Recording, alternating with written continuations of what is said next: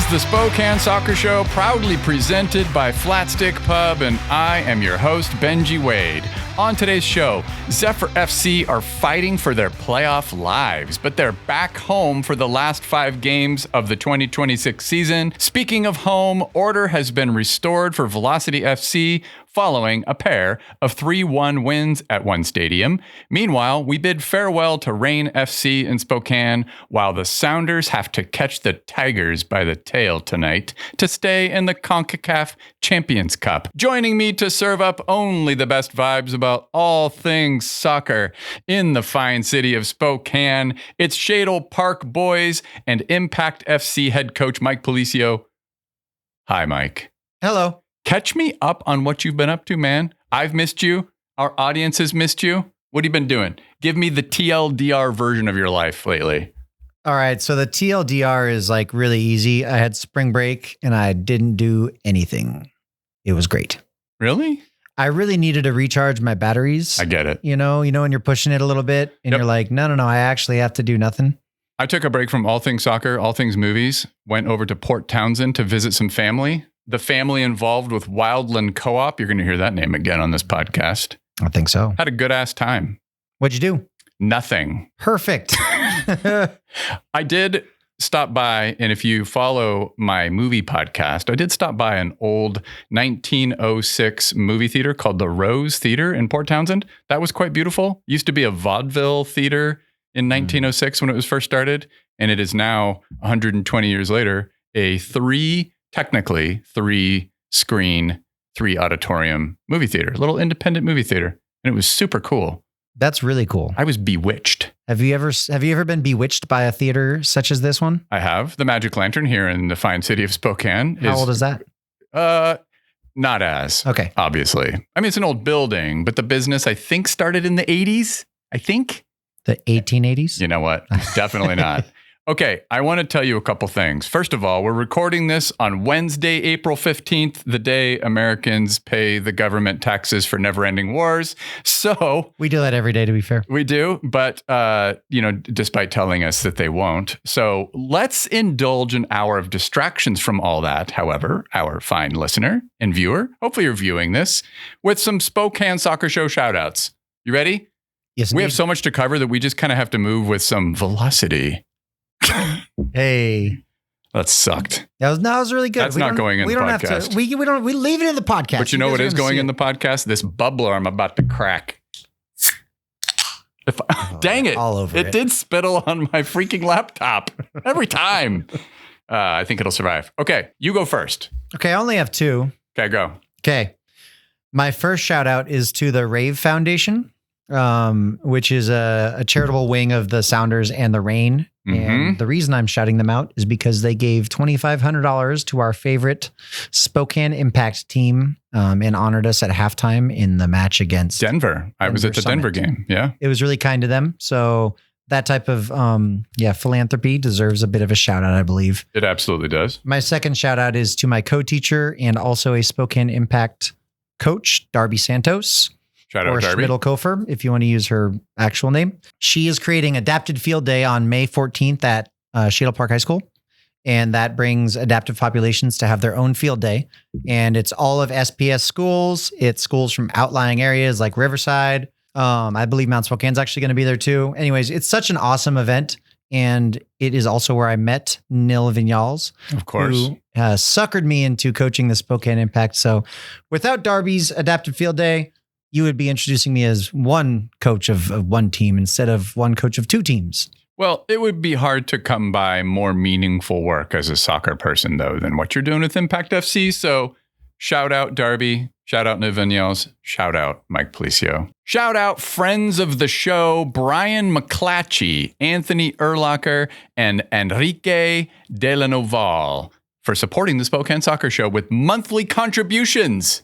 Those are new people that have been added. Enrique dared me to try to pronounce his last name. I think I got it. I think so. I think it's technically De La Noval. You don't really you don't really You go in between. De La Noval. We'll see how I did. We'll see how I did. And then that means we, of course, have to shout out Steven, Emmy, Paul, Jonathan, Mick, Chad, Tyler, and Ben for their continuing support of the show every month. But yeah, welcome Brian, welcome Anthony, welcome Enrique. Really, really appreciate you. A lot of the stuff we do can't happen without that support, but that's a topic for another day. Shout out, just have to get this right off the top, Shavon John-Brown. Why are we shouting him out? I just have to, and here's why.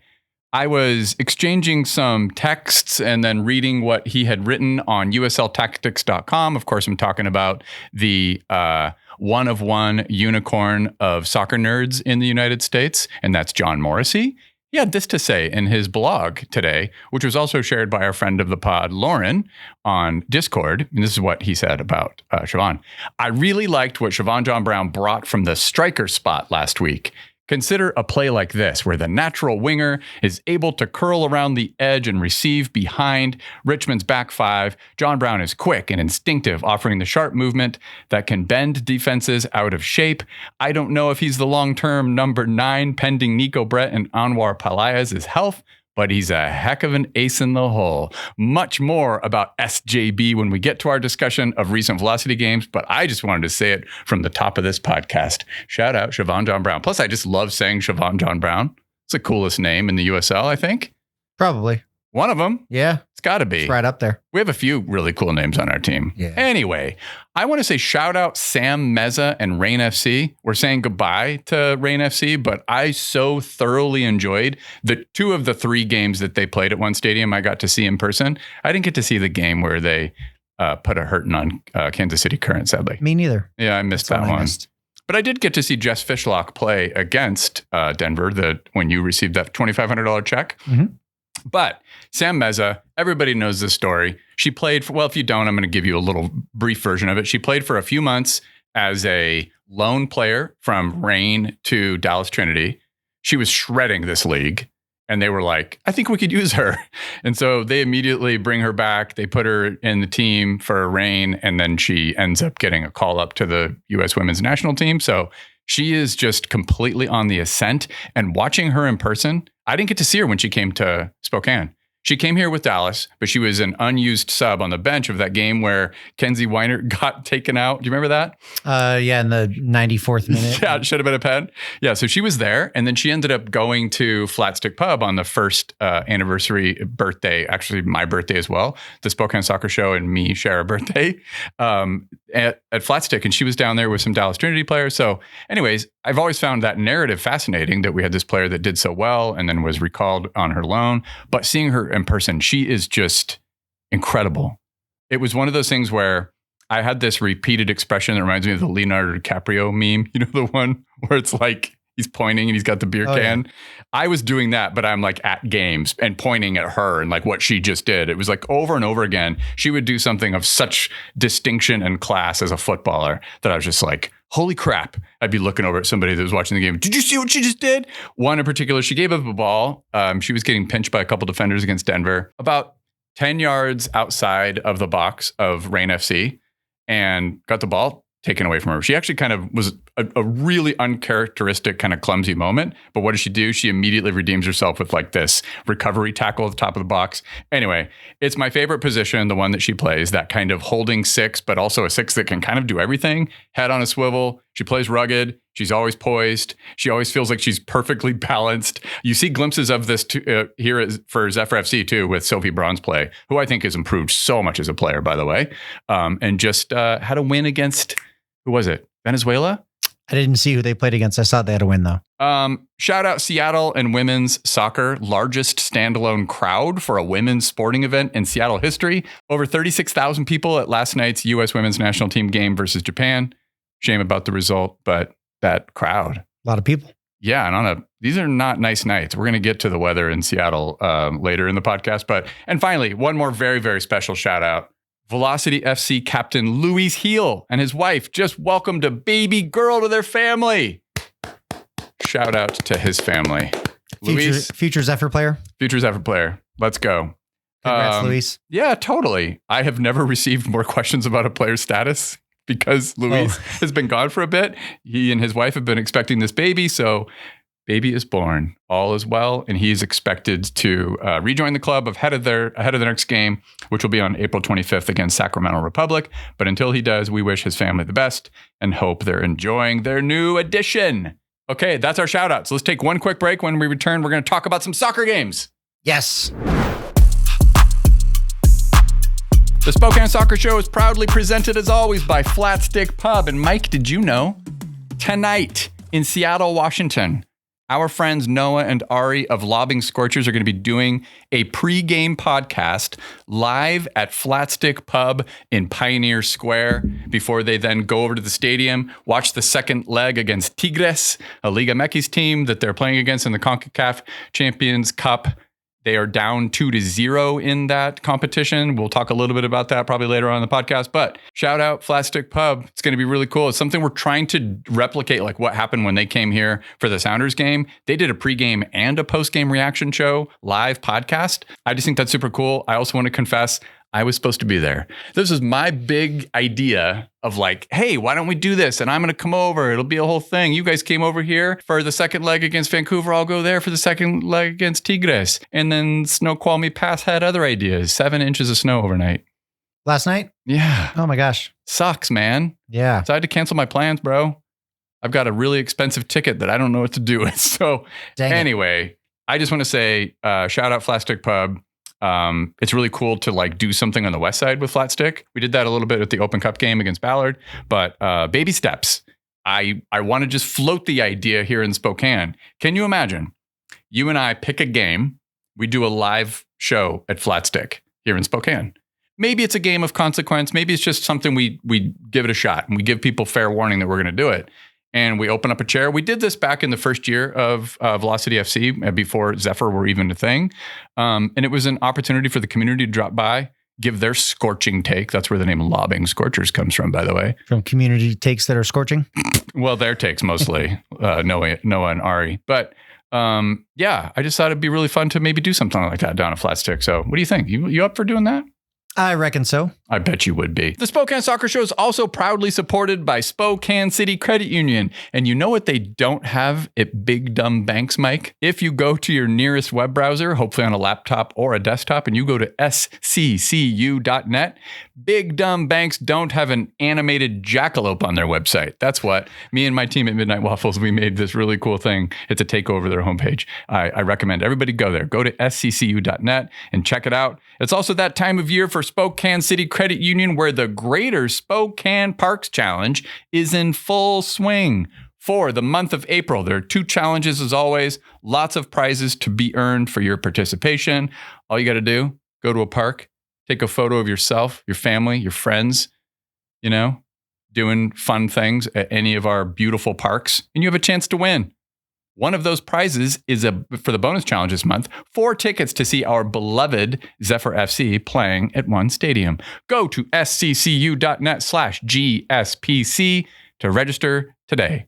Also, mark your calendars if you'd like to participate in this year's Steps for Autism event. Please join me. I will be there April 25th at Riverfront Park, beginning at noon at the Ice Age Playground. Join us for a fun, family-friendly walk to support individuals and families affected by autism. I had so many dreams and aspirations for who I was going to invite to this thing, and everybody's going to be gone. Both our teams are traveling. If you've listened to this podcast, please consider this your invitation. Okay. I plan to be there. Are you going to be there? I plan to. Oh. Yeah. Unless I have a horrible conflict, which I might. I don't think that far ahead. I thought I brought it up to you. No, I plan to be there. Okay. That's my hope. Mike Policio will be there. Now no one's going, dude. Say no more. You stop it. You're a beloved individual. Okay. Back to the show, Mike. We owe it to Velocity FC to start there. So let's just dive right into it. More importantly, I'm going to say, this is me speaking a little bit personally. I owe it to Lee Wiedemann. Do you know why? Can you take a guess? Since we last recorded, there were some bumps in the road before this recent spate of wins at one stadium. I have a few different ways. I mean, we could approach this. Sure. Lee is the current coach of the week in the USL League One. I thought you were going to say Lee is the current manager of Velocity FC. So we respect him no matter what, which is also true. But that was my second comment. He is manager of the week, but you're stepping on some notes for a future update in the podcast. But yes, shout out Lee, very deserved. But yeah. Why are you shouting Lee out? I'll just ask it. Because I have a confession to make. You don't even know about this. I think you know a little bit about my moaning via text to probably you and our friend Jesse Rattan on text. I don't read any text you guys send. Settle down. After the 4-0 thrashing we took in Charlotte, and after what I thought was our ignominious, all caps, exit from the U.S. Open Cup, I did a lot of moaning. And you know what? I was wrong to do so. Here I am. I talk a lot of on this podcast. I take some shots at things. I have some takes, and sometimes I get them right, and sometimes I get them very wrong. I got this one wrong. I shouldn't have moaned the way that I did. I was mostly moaning on our Discord server for Spokane Soccer Show, of which you're invited to participate. It's public. It's free. Go on. It's free for now. Just jump on there, and you can see me talking some smack during I have a live match discussion channel. The next day after watching that game, the defeat against the Switchbacks in the Open Cup, I was like, what's more important? That particular competition, the US Open Cup, and how we played it or whatever, or the fact that we had played 6 games in 20 days. We had several players joining the team with limited training, match fitness, including some international players like Gagi, whose name's going to come up on this podcast again. We had an injury to Colin Fernandez after the first half of the Omaha game. We had an injury to Lucky, who I think it's going to be really curious to see what happens at that position, but I think he's probably the favored right back on this team right now. So we didn't have a Luis Heel in that game. Since that game against the Switchbacks, Velocity played their 6th, 7th, and 8th games of 2026. They played 8 games in 27 days. They traveled to Southern California, Colorado Springs, Boise. In that 6th, 7th, and 8th game, 7 points, including a tough point against Boise in front of 7,200 disappointed people in Idaho, who set a record for League One attendance, I might add. But we are so back, Mike Policio. Are we always there when the league attendance record's broken? We're in Portland, we're in Knoxville, we're in Boise. Is it just that teams like to come watch us play? Somebody mentioned this on the USL server for Discord. No, it's such a smart shout. And yeah, it's been disappointing. This is the least disappointing of those outcomes by a far distance. Correct. We'll take the point on the road. Against Boise. But let's just talk about what happened at one stadium in the last 10 days. A pair of 3-1 wins. We'll start with Velocity 3, AV Alta 1. With all these games, we knew Lee was going to have to make some big decisions to keep some energy in the rotation. Because in addition to the result and leaving the Open Cup, which by the way, the Switchbacks just smacked the hell out of Sporting KC. They beat an MLS team. MLS team. Now, a terrible MLS team. I've been told by people, but an MLS team. So super cool. Made me feel better about our defeat to them, where we were a lot more competitive than Kansas City. But yeah, like that game was also played at 6,000 feet of elevation in Colorado Springs, which I don't even think I realized that Colorado Springs was that high up. But that game went to PKs too, thanks to an 88th minute equalizer from Andrew Booth. I'm sure. Yeah. I wondered, did you wonder, like, is Lee watching Andrew Booth get that equalizer and being like, sake, 30 more minutes? We do think about that as coaches. You have to. Yeah. But also, I think I got overtime bounced out by complaining so much in high school soccer here. Because I'm like, no, it's not fair that one team plays an extra 10 minutes. Oh, yeah. Like twice in a week. You're like, no, that adds up. I think you told me and Jesse about this once upon a time. Yeah, I complained a lot. Shout out Andrew Booth, though. He scores an equalizer in that game 6 hours after being signed and announced by the club. Incredible. Rocky Wells gets his first start for the club, playing on the left side of a 4-2-3-1. We'll come back to Rocky. Marky Hernandez played out on the right. Jack Denton and Andrew Booth started in the double pivot. We had Cam Miller and Gagi. I will never attempt to say Gagi's last name. Starting at center half. Moses Mensah and Lucky Oprah were our fullbacks. Nil Vinyals at the 10. And then, what's this? I squint at the team sheet. Shavon John-Brown rejoins Velocity FC and started as center forward. And I was like, okay, Lee Wiedman. Somebody told me anecdotally that they ran into Lee and Lee had mentioned the possibility of Rocky starting. And he said something to this person to the effect of, don't be surprised if he scores. He's been playing really well in training, but also don't be surprised by any result we get from this game because we are fatigued right now. Yeah. We could use some rest. We're not getting it because here comes 2 more games in 7 days. Well, minute 7, AV Alta strike first with the first goal of the game. It's a cross into the box for AV Alta striker Osvaldo Ley. Ball played diagonally, headed down to Jerry Desdoon, who takes up the creative responsibility along the front three. Great cross into the box, tucked away by AV Alta. And they have a lead. Looks like a blown assignment. Do you want to tell me what you saw on display before I give you my idiotic descriptions? Yeah, before we go with the idiocy, I saw... of which I have in a huge supply. Plenty. Enough for the whole podcast. So I'll bring my own at some point, I promise. But there was like a big ball played from their right-sided center back all the way to their left winger. Yep. And as that ball traveled, I think all of our players that were kind of near the left winger were attracted to him. So I think that rather than recognizing that when that left winger received the ball that we needed to protect our box, I think a lot of us kind of went over there to try to press the guy. I love this. It's a classic definition of ball watching, right? It's got this gravitational pull to it. It's a magnet. Our eyes just go like this and our bodies tend to follow. Yeah, they have 3 attackers in the box. We have 2 defenders. Osvaldo Ley splits them like a center forward is supposed to do. Guess what? Cam Miller can't mark 2 guys at the same time. It's 1-0. There was a shout for offsides from people that were at the game. No shot. Moses Mensah had played Ley onside. It's actually a really good center forward run. Kind of a funny, he just threw his leg at the ball. And yeah, Carlos was kind of rooted. Great friend of the pod and 509 Syndicate Capo Andres has a lot of good things to say about Osvaldo Ley because, like Andres, Osvaldo is Panamanian. And yeah, apparently he's a really good player. He's somebody that that Andres was saying we should have kept an eye on last year, and maybe we'll keep an eye on him this year when we go into the offseason if we need another center forward to add to our roster. AV Alta almost scored a second goal in minute 31. My God. Back post run from Christian Ortiz. He had Moses beat, but this is a League One moment. He skies the effort about 3 miles over the head of Carlos Marancio. I breathed a huge sigh of relief. In the stadium when I saw that happen, I was like, oh, that's a goal. But I watched the replay for the first time today. That was hilarious. Yeah. He did the one thing that he just could not possibly do, which is just to murder the ball. Send it to the South Hill. It's still rolling up the South Hill right now as we speak. Dude, it's at Republic Pie right now. They're figuring out where it came from. Minute 43, some great triangle movement and passing. Andrew Booth, Marky Hernandez. Marky plays in Shavon John-Brown down the right touchline. Nil Vignal sees an opportunity to make a center forward run because his center forward's out on the right getting ready to square the ball to him. He does. It's played into the ball perfectly. It's an excellent cross. Shavon, though, is a little too close to the keeper. Keeper makes actually a pretty good save.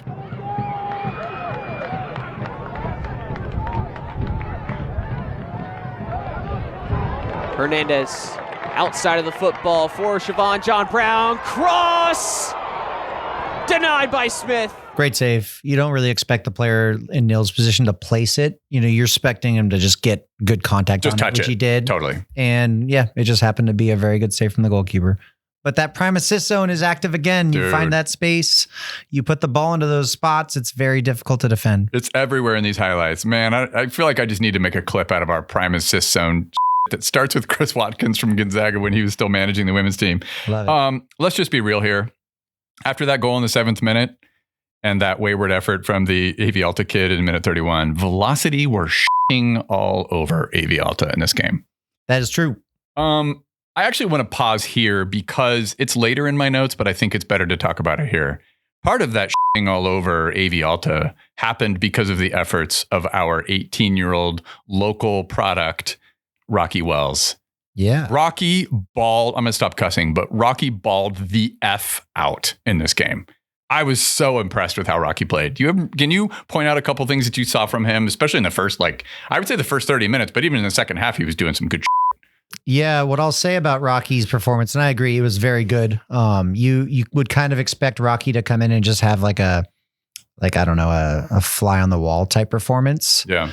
He didn't. You would expect a young player going into an environment like this to maybe struggle in transition. He didn't. You would expect a young player in a position like this to maybe not get compact enough defensively and embrace the idea that you have different roles and you have your direct matchup, but then you also have to tuck inside and prevent.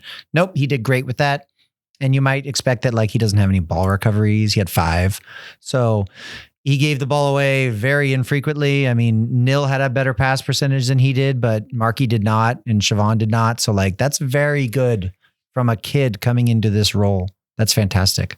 his work rate, his poise, playing against grown men. The grown men on both sides of the pitch, both AV Alta players and Velocity FC players at times, he was like a step ahead of them, not only in his athleticism, but even the mental side of the game.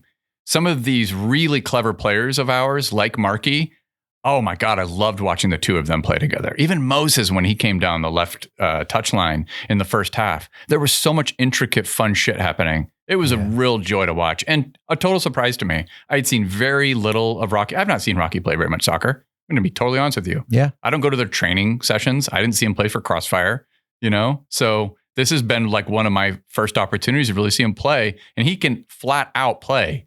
He is very much good enough for this league just by evidence of what he did in this one game. Oh my gosh. I've seen players thrown into that type of deep end a lot of times at this age and just not really do much. And that's fine. There's nothing wrong with that, but that was not Rocky. No, he went for it. On the stroke of halftime, minute 45, corner kick for Velocity. Neil Vinyals takes it. Gagi has a free hit, but he heads it into a defender. Andrew Booth puts on his cape for the second time in 3 games for Velocity FC. He smashes the piss out of the ball. Upper 90, keeper's rooted. Looked almost scared. I watched the replay just a couple times. He did the not in my face. Oh, thank God. Good. It didn't hit my face. It went into the roof of the net though, which meant it was a goal.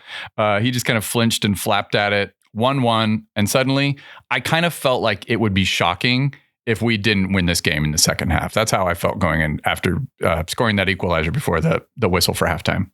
I felt the same way. Although I would say I was shocked at how much of the ball we had. Yeah. In that first half, because AV Alta, I don't know how familiar our fans are, but AV Alta lives and dies by the ball. By possession. They're going to keep the ball. They're going to take risks. They're going to give up some goals like that. So I thought if you'd have told me we're going to beat AV Alta, it's going to be 3-1 possession stats, I would have said we'll have 37% possession, but more chances. We would sucker them into it. No, we had all the ball. I think it was a really good example of what happens. We talked about the play of Rocky, but I would bring up Shavon. I would bring up Markey. I'd bring up even our fullbacks. Certainly our starting midfielders in this game. Everybody was just pretty sharp. Jack was really sharp. Really sharp. I like Andrew Booth as one of our pivots. The fact that he'll even get up in the box on a corner kick and do something like that. Mm-hmm. He's got a nose for goal, obviously. Jesus. Minute 56. Oh my word. What a goal. This was all caps sumptuous. Jack Denton, speaking of which, man, he looks fit as a fiddle this year. And I do not think he has played better for the club. In fact, I know he hasn't. No, he hasn't. He hasn't played better soccer probably in his entire career. He really had a great opportunity around the 20-minute mark in the first half that could have put AV Alta up 2-0. Now it's John-Brown through the legs. Have you seen those like memes about like which version of the pro soccer player you love the best? The, like shaved head Rooney is the one where he's just like absolutely nuts. Yeah. Jack with his wrist, whatever, like Mega Man Jack. That's the one. I think he also got a tattoo at some point. Maybe he already had that. Maybe I'm just now noticing it. But man, Jack Denton is born again, and he is something else. He makes like such a decisive run down the half space, starting with, he gets the ball from Lucky and just goes crazy down the pitch. He even tries to play the ball out to Markey. It deflects off of a defender. He's the first one to the ball, though, because like AV Alta, let's just be honest, I think energetically speaking, among other things, they were not at their best. No.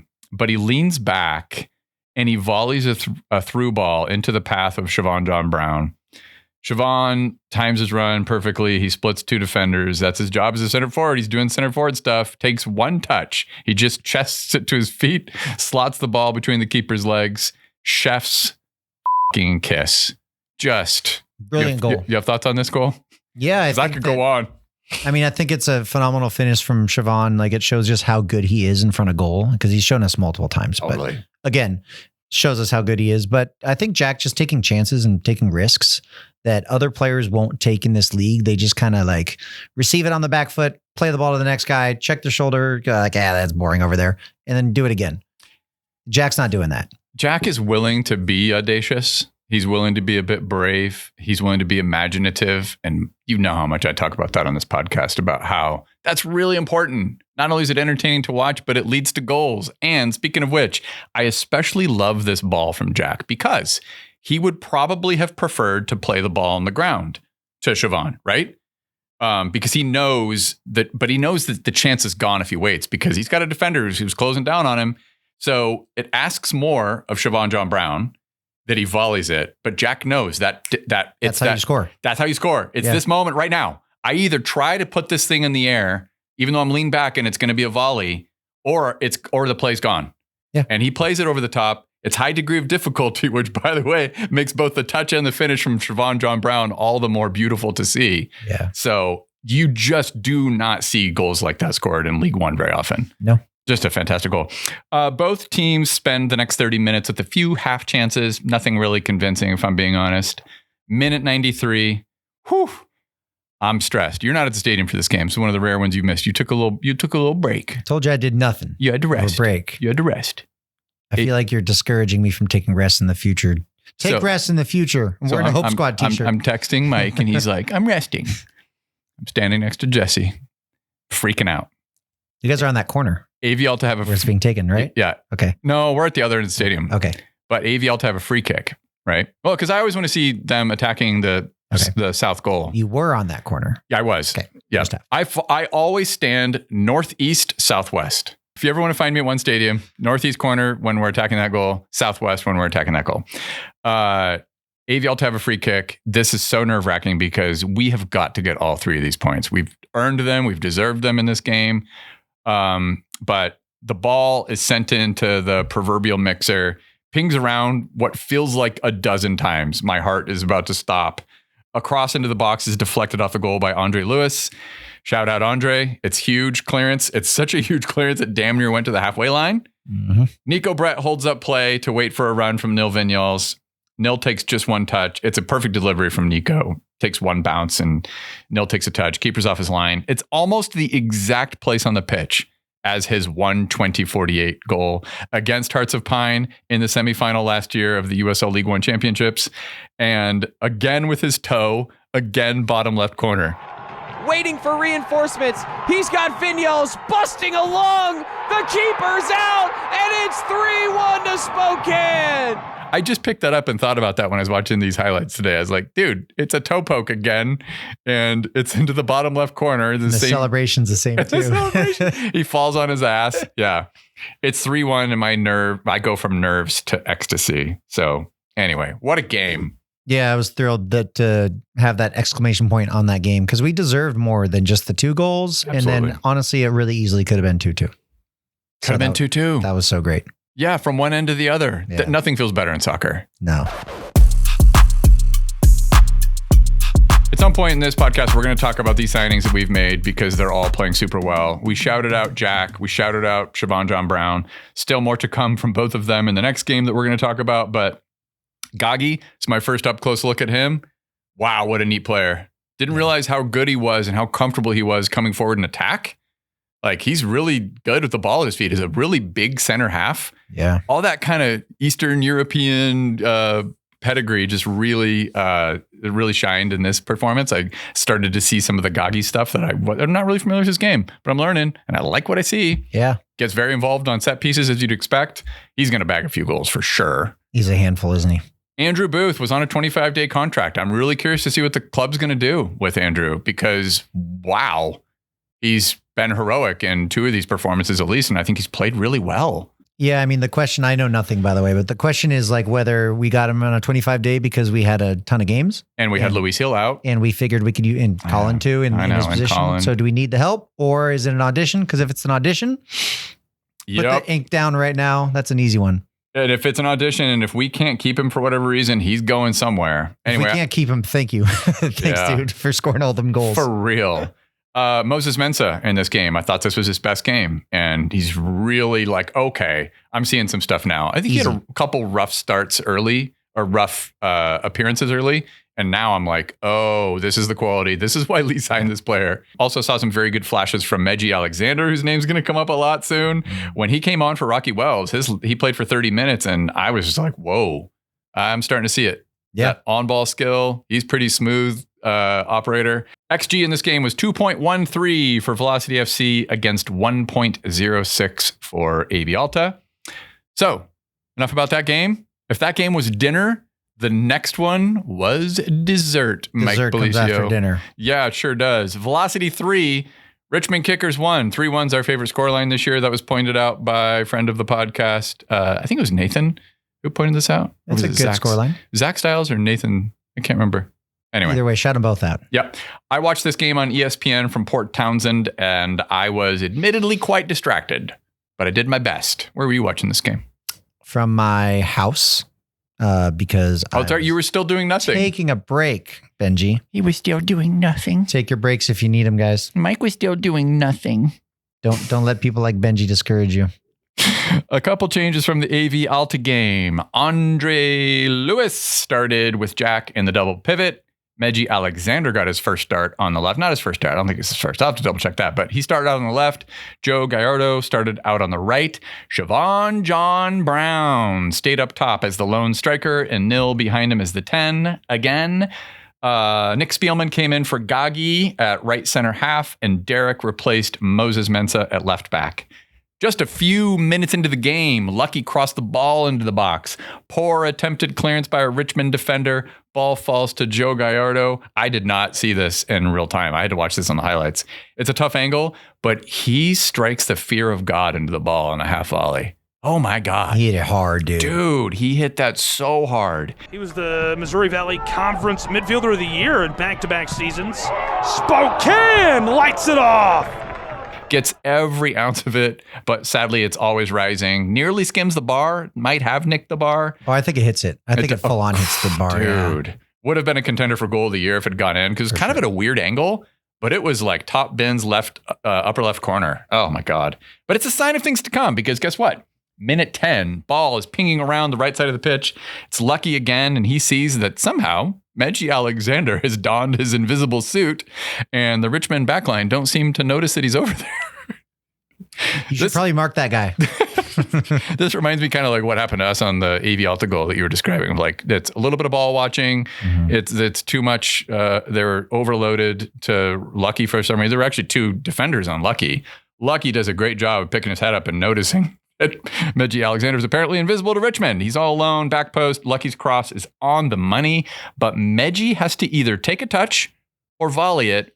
He goes the hard way, and his technique is literal perfection. Nodded away from that back line. Richmond fighting for possession as it's sent to the other side of the 6, and a howitzer is buried for Spokane. One of the most gorgeous finishes you're ever going to see in any league on anywhere on planet Earth.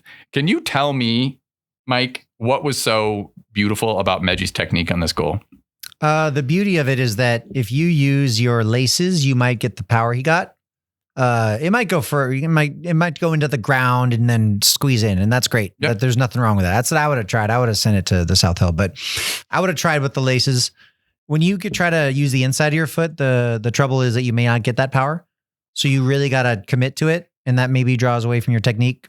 So he really went for it, and he got everything that he deserved because the ball had tons of pace, tons of, placement, and that's extremely hard to pair together. So what a goal. What a goal. Keeper has an okay angle to make a save, but it's like tucked right inside the post, top right corner. Keeper's worried about that laced ball that hits the ground. That's the one that I described. That's what the goalkeeper's and thinking. If I'm going to make a save, that's a save. If he can do that, good luck to him. It's funny because the keeper still looked really pissed. I'm just kind of like, oh, he's pissed because of the marking. Yeah, he's pissed for other reasons.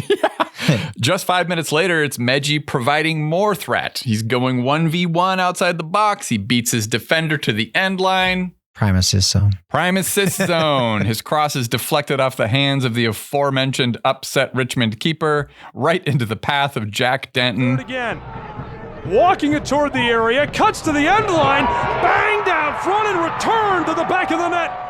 Jack wisely opts not to take a touch and just slots the ball quite neatly between two defenders into the back of the net. Keeper was caught napping on the floor after the spill of the cross by Medgy Alexandre. It's 2-0. And I get a text from a certain Richmond fan and his wife saying that this game could end up 6-0.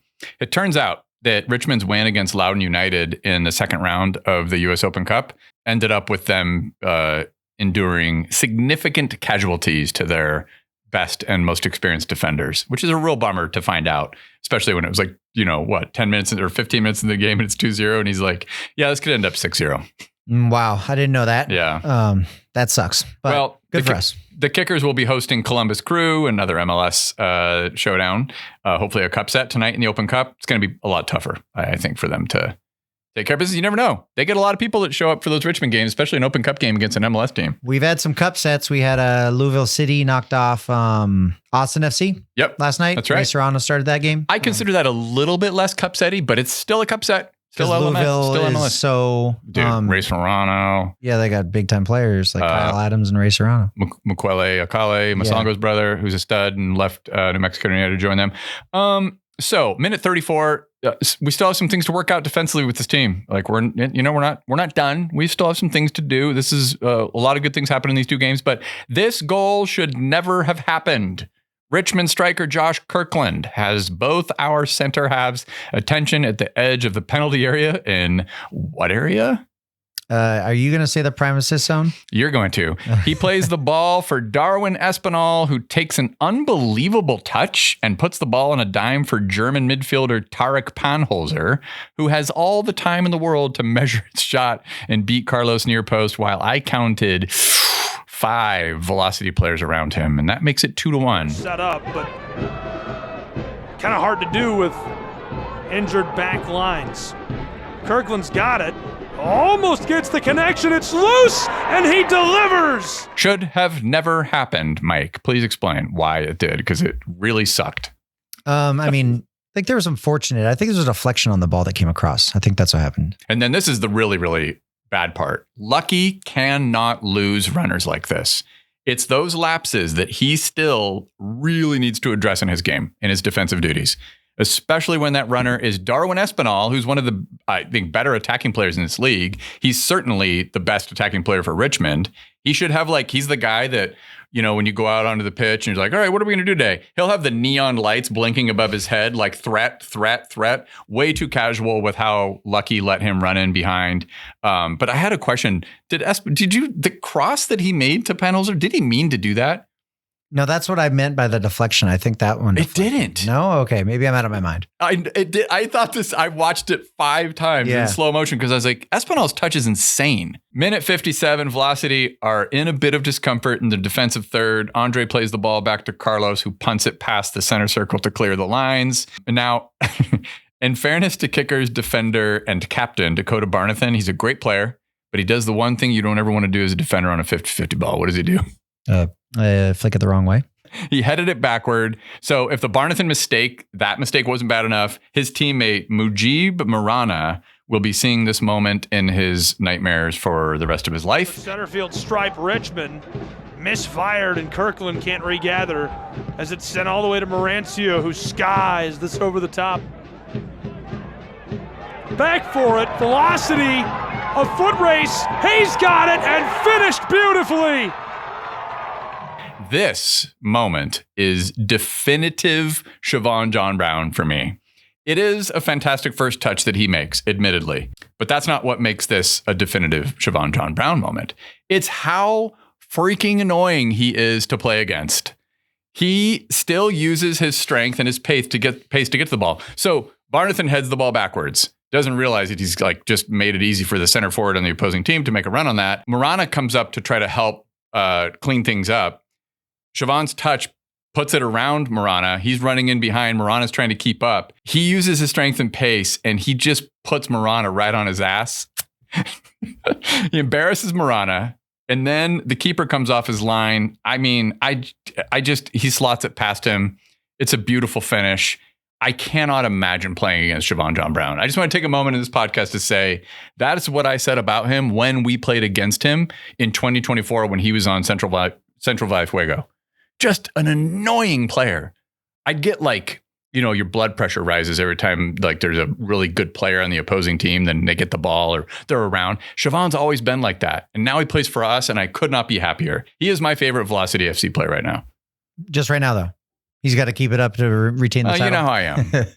He's been electric, and you're right, he's a nightmare to deal with. And that stiff arm, first of all, what kind of a center half gets knocked over by a stiff arm? But whatever, like fantastic. He's so good in front of goal. As coaches, when someone decides to play the 9 and score goals, you don't really mess with it. So, Nico, Anwar, you got to figure your way out in the lineup, and that's cool. But so long as the points keep getting on the board, I think all the players are going to be happy. Shavon John-Brown special.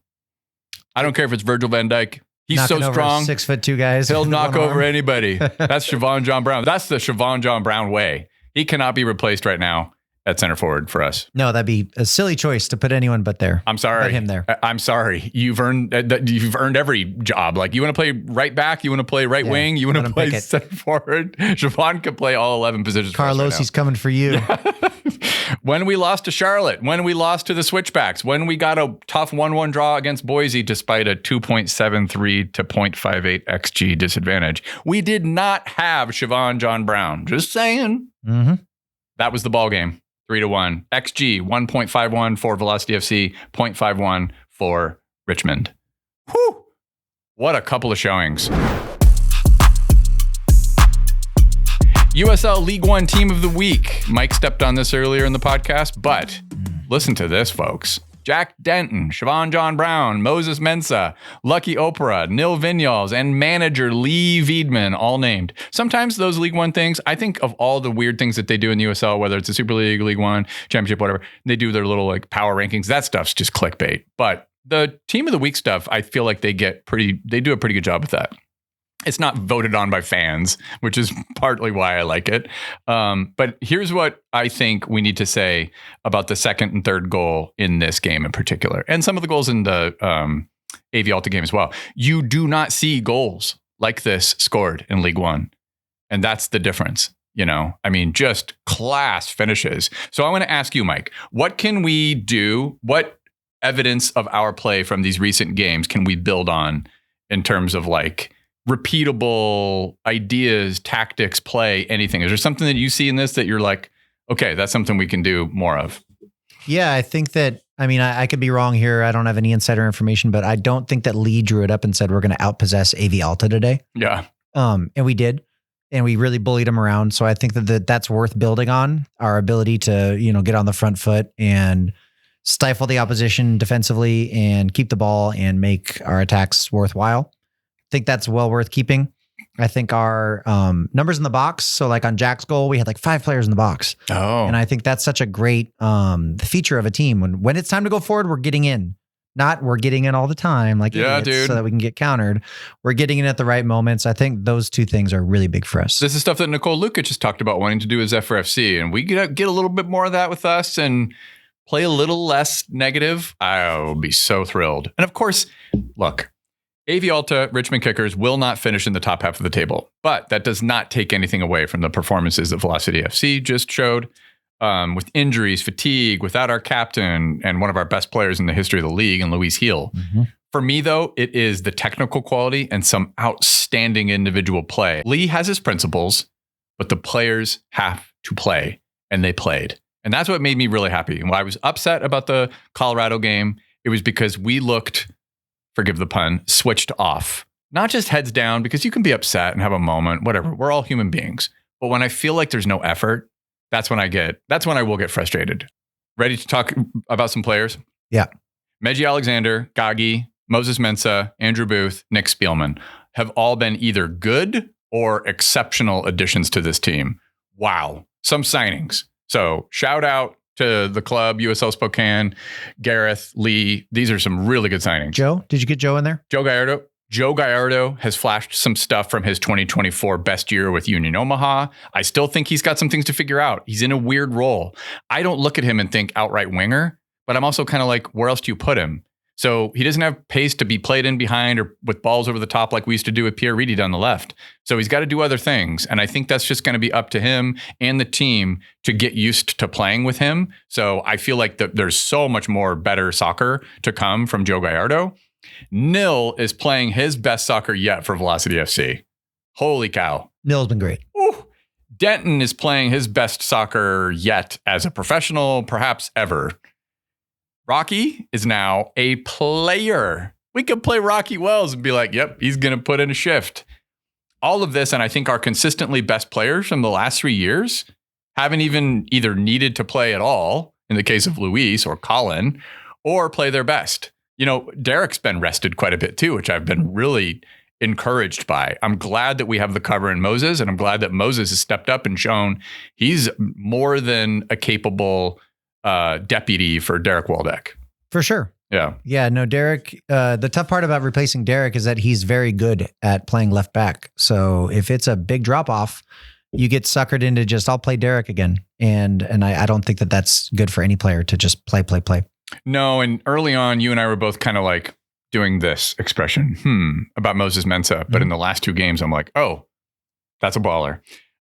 Big old neon lights. Shavon John-Brown is our most important and influential player on Velocity FC. And I think it goes without saying. And I think he has to start at center forward. I want to just, before we take a break and come back and talk about Zephyr FC, can Lee Veidman make a change at center forward? He has to be feeling pressure not to. No, I mean, I kind of alluded to it earlier. We coaches just want, you make your team sheet. I'm about to make one because I'm going to a game. And when you can have a player, you just don't move.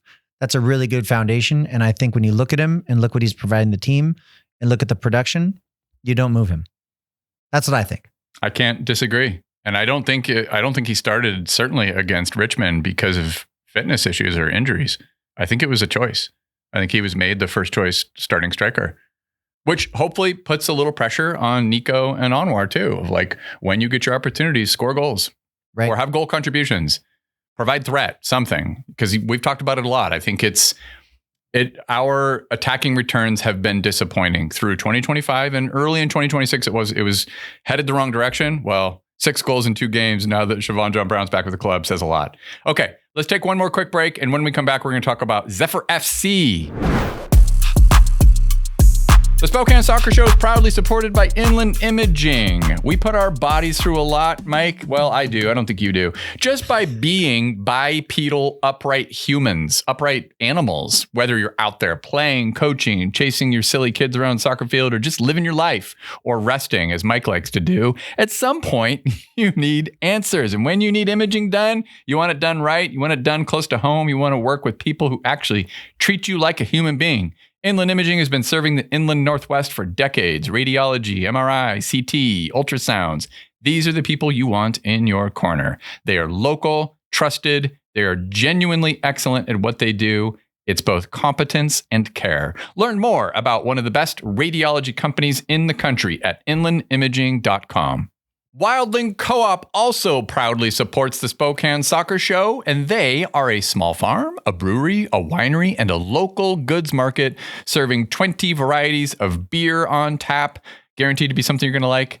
Range of fantastic wines, tasty non-alcoholic beverages as well. And don't forget, every Thursday at Wildland from 3 p.m. to 7 p.m., it's Neighbor Night. $1 off all drinks and free popcorn. Bring your book club. Make Wildland your after-school hangout. They also have board games for the family. Make it a date night. Don't bring your silly dog in there unless you take it outside. You get the idea. Thursdays at Wildland are for celebrating you, our beautiful community. Learn more about Wildland Co-op at wildland.coop or follow them on Instagram.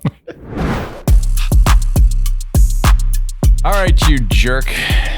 I love you.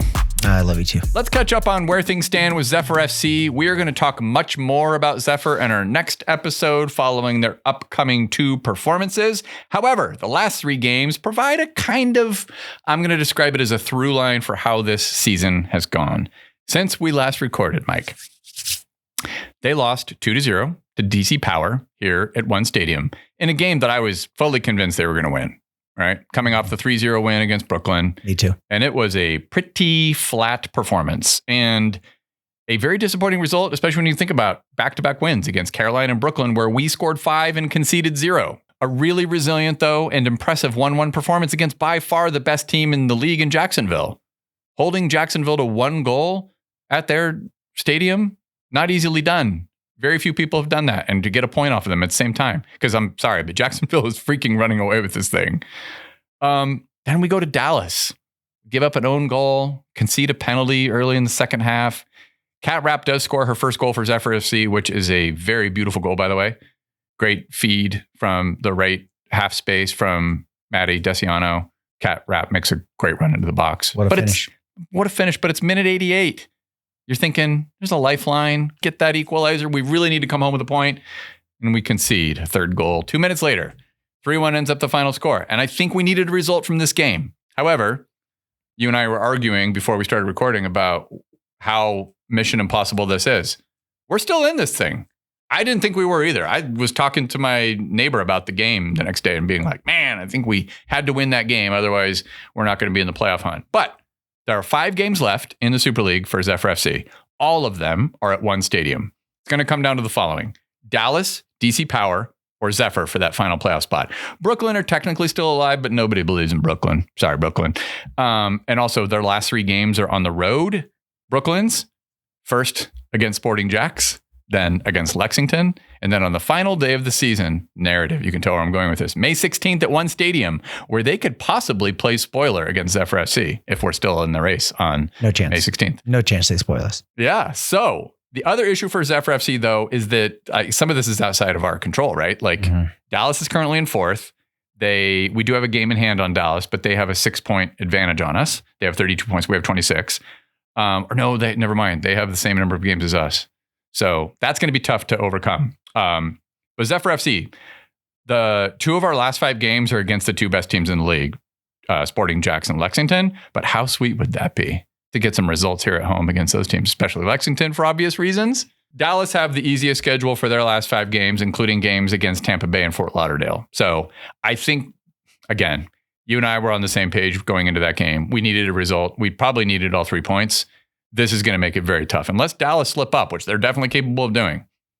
Yeah, I mean, you want it to be in your hands, but at the very least, like you said, we have 5 games at home. Yeah. And if we can show up and support the team and cheer loudly, that will help a lot. And if you do that, maybe we get a playoff game. That's huge. If you're listening to this podcast, tell your neighbor, tell your friends at work, tell your uncle, tell your pastor, tell them to buy tickets, get them to come out. Buy some merch, wave it over your head. Let's go.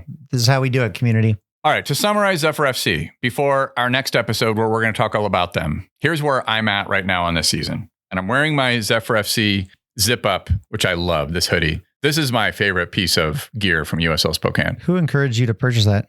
I don't know. I think you do. People I met at a bar. That's also true. That's also true. That was that night, I believe. You and your wife, Megan. Shout out, Megan. It has been disappointing this season because it's been really inconsistent. But we've also shown some excellent pieces are in place heading into next season, regardless of how this season ends. I remain, and I think you do too, a big supporter of the style of play Nicole Lukic wants to bring to Zephyr FC. Okay, couple notes. I don't know where Cam Tucker went. She was supposed to replace a lot of the goals scored last year by Amina Ekic and Kenzie Weinert, and she's gone. She wasn't a perfect player. She had a couple games where I was like, whoa, I'm glad we have her because I think that is where these goals are going to come from. Some of the goals. Or Tori, Lena Solano's scored, I think, 6 goals in the league. But, the injury to Ali Cook and to Katie Murray that she was still recovering from, some things have just not gone our way. That said, Nicole Lukic will get to go through this entire summer and make all the decisions about the future of the club alongside our sporting director, Gareth Smith, and ownership. Okay. She'll have a full off season between May and August to make decisions, to fully train the team as she wants to. And she'll start 2026, 2027 as our manager. We started year 1 with a manager that was appointed only after all the signings had been made. We started year 2, again, with all the signings having been made and with an interim manager for the first 8 games. So I don't want to get ahead of myself. There's still 5 games left. We could absolutely still make the playoffs. So let's keep our focus there. Yeah, and let's just say that we are in no hurry to build the perfect team. Like you want the manager to have a preseason. You want the manager to have her own players. So yeah, if things go great for us and training staff. And correct, everyone.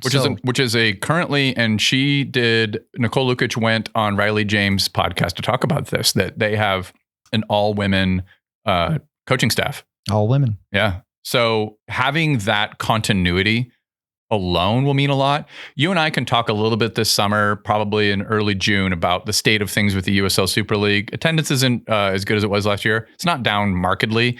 Attendance is down through a lot of USL soccer in 2026 for reasons that I brought up on the podcast before. This is a tough time to be an American trying to pay for going to soccer games. But on our next episode of the show, we're going to talk all about the next two results. Speaking of which, okay, Mike, before we get out of here, so I can recover from my rapturous descriptions of these Velocity FC games, let's talk about what's coming up for soccer in the fine city of Spokane. Ready? I'm ready. Zephyr FC are hosting Sporting Jacks at One Stadium on Sunday at 4 p.m. So they're getting the most difficult fixture out of the way this weekend. Kind of think you got to win that game. That's problem. That's going to be a tough one, but that'd be amazing. I will be there. Northeast corner for when we're attacking that goal, southwest for the other one. So come say hi and we'll do a selfie together. I'll shake your hand. I'll give you a hug. All right. Velocity FC have a well-deserved break, much needed, and don't play again until the Prinks Tires Cup, which is what they're calling their Interleague Cup now. That's the new sponsor instead of Jägermeister. Doesn't quite roll off the tongue. It's not quite as sexy, let's be honest. Against Sacramento Republic on April 25th. Then it's back to One Stadium on April 26th for Zephyr FC when they will host Fort Lauderdale again at 4 p.m. All of the Zephyr games, as we have mentioned, I think are kind of must win. That's the plan. But like we win those two and we are in good shape, dude.